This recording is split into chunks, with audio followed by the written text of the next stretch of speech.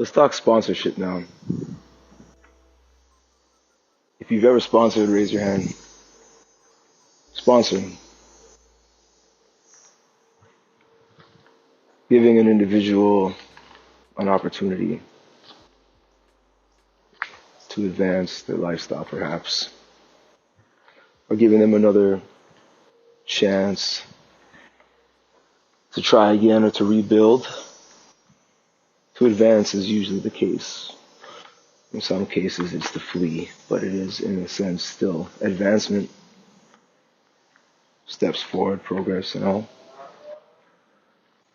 Out here in Canada, there's not really a lot of information, let's say online, directly from the Canadian sources, officials, pardon me, about how to execute efficiently a sponsorship application.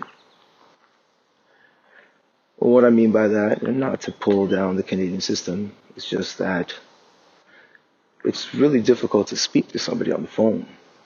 And I mean, I understand they may receive thousands of calls a day, or, you know. However, the information online could possibly be the reason why there are so many calls, and perhaps the information online lacks clarity.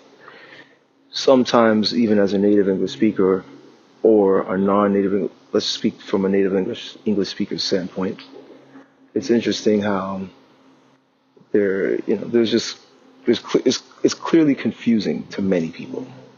Okay, I've had friends who've done it naturally. I've read blogs, I've watched videos, Facebook posts, all sorts of different sources of media on how to actually get it done, and a lot of fingers end up being pointed to. It's an opportunity for the business-minded people who can actually consult. So now let's kind of transition on now, because consulting, any industry has ancillary projects, components, pardon me, to keep it going. And to sustain it and to make it a smooth, enjoyable opportunity or experience for humans, your fellow human, if that is in fact what we are, human.